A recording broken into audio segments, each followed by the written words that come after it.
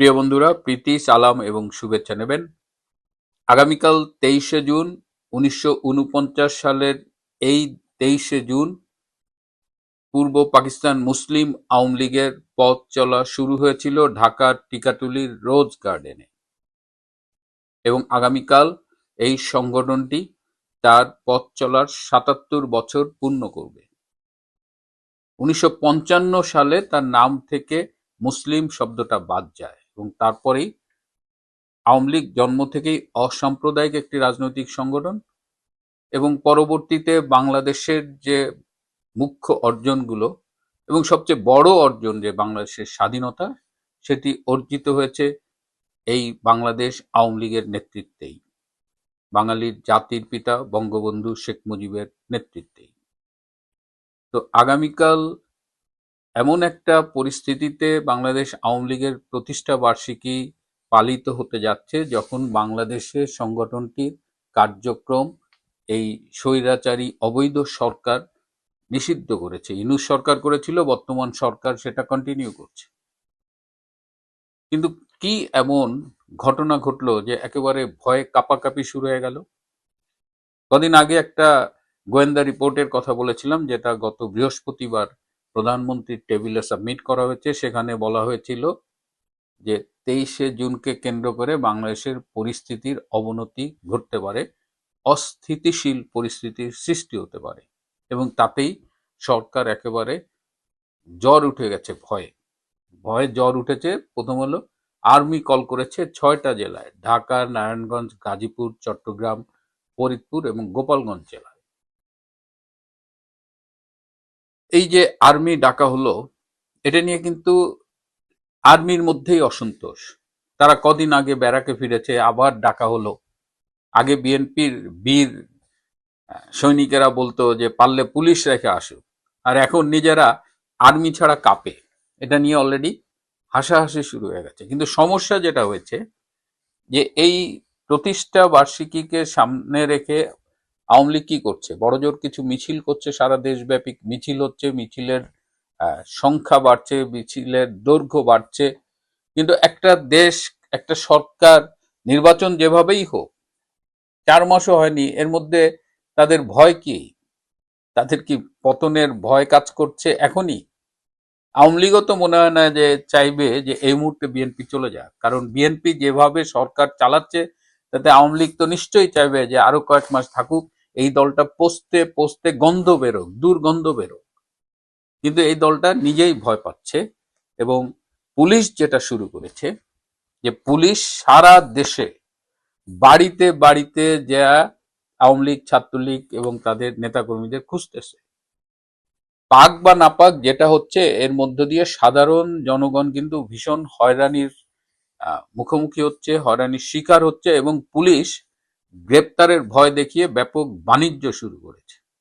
তার মানে আওয়ামী লীগের বাংলাদেশকে অস্থিতিশীল করতে হবে না, অলরেডি সরকারি নিরাপত্তা বাহিনী যা শুরু করেছে তাতে জনগণ কিন্তু ইতিমধ্যে ভীষণ উদ্বিগ্ন, কোথাও কোথাও শঙ্কিত। আর আর্মি তো বললামই, তাদের ইন্টারনাল কিন্তু একটা ভীষণ চাপা অবস্থা বিরাজ করছে। ডিসিপ্লিন ফোর্স বলে অনেক কিছু আমরা বাইরে খালি চোখে দেখতে পারি না। আবার এই যে হঠাৎ করে আর্মি নামানো হচ্ছে, এটার ইন্টারন্যাশনাল ইম্প্যাক্ট কি? বাংলাদেশে যে বিভিন্ন দূতাবাসগুলো আছে, বিদেশি রাষ্ট্রের দূতাবাস, তারাও কিন্তু এক ধরনের অস্বস্তিতে পড়েছে। সোর্স নিউজের কাছে নাম প্রকাশে অনিচ্ছুক একটি বিদেশি দূতাবাসে কর্মরত কূটনীতিক বলেছেন যে এইভাবে যদি বাংলাদেশ আগামী দিনে চলতে থাকে তাহলে আমাদের দ্বিপাক্ষিক সম্পর্ককে তা ক্ষতিগ্রস্ত করতে বাধ্য।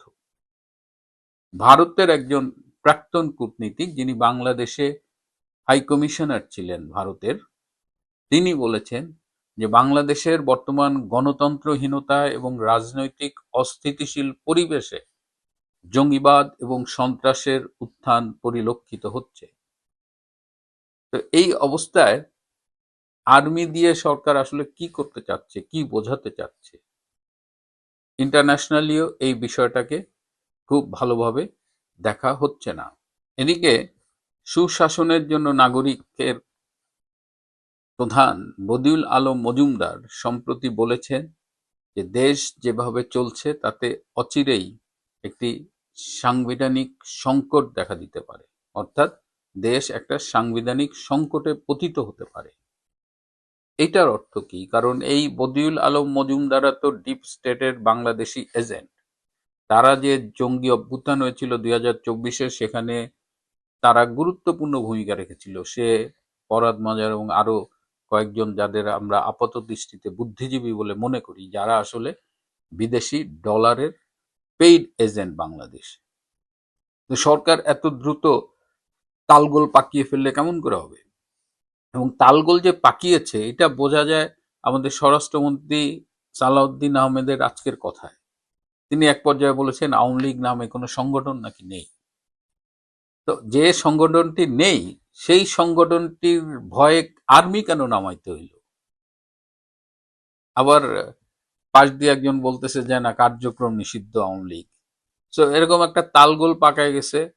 ওদিকে প্রধানমন্ত্রী তারেক রহমান তার প্রথম গুরুত্বহীন সফর মালয়েশিয়ার, সেটি মিটিং টিটিং করেছে।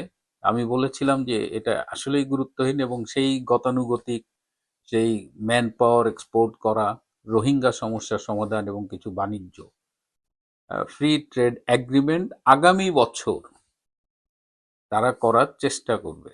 তার মানে এটা খুবই নন স্পেসিফিক একটা আলোচনা, এবং তাতেই দেখলাম যে তার বহরে যারা গেছে তারা একেবারে খুশিতে গদগদ। মালয়েশিয়ার সাথে বাংলাদেশের সম্পর্ক নাকি নতুন উচ্চতায় চলে গেছে। তো আজকে তিনি প্রধানমন্ত্রী যাবেন চায়নায়, এবং চায়নায় তিনি অনেক দিন থাকবেন, বিশ্ব ইকোনমিক ফোরামের মিটিংয়ে অ্যাটেন্ড করবেন, এবং চীনের প্রেসিডেন্ট শি জিনপিংকে তিনি পাবেন 26শে জুন। তো প্রধানমন্ত্রী বিদেশ সফর করুক, সরকার ভয় পাচ্ছে। তবে উদ্বিগ্ন হবার মতো যে ঘটনা, সেটা হলো যে আওয়ামী লীগের প্রতিষ্ঠা বার্ষিকীকে সামনে রেখে তৃতীয় কোনো পক্ষ বাংলাদেশের পরিস্থিতির অবনতি ঘটানোর চেষ্টা করতে পারে।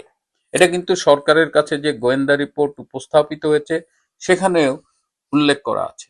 এই জায়গাটা ভয়ের এ কারণেই যে বাংলাদেশে এই মুহূর্তে অনেকগুলো আন্তর্জাতিক জঙ্গি সংগঠন অপারেট করছে। পাকিস্তান ভিত্তিক সংগঠন বা আল কায়দার সংগঠন, আইএসআইএস এর সংগঠন, অনেক অনেকগুলো শাখা প্রশাখা বাংলাদেশে অপারেট করছে, এবং এরা যে কোনো সময়, এবং এরা সবসময় উসিলা খুঁজতেছে, এবং 23শে জুন তাদের জন্য একটা ভালো উসিলা, এবং এই দিন তারা সরকারকে বিতর্কিত করার জন্য এমন কিছু ঘটনা ঘটাতে পারে যাতে আওয়ামী লীগের কাঁধে গিয়ে দোষগুলো পড়ে। সো এই জায়গাটা আসলে উদ্বেগের। কিন্তু সরকার একদম তালগোল পাকিয়ে যা শুরু করেছে, তাতে আমাদের যেমন করুণা হচ্ছে, লোকজন কিন্তু বেশ ছিছি ছিছি করছে। যাই হোক, আমি আপনাদের একটা ছোট্ট ভিডিও ক্লিপ দেখাবো। এই তরুণী সম্ভবত দক্ষিণাঞ্চলের, কথা শুনে মনে হয় খুলনা যশোর ওই অঞ্চলের হবে। বিএনপি করতেন জন্ম থেকেই। এখন দেখেন এই মুহূর্তে তার কি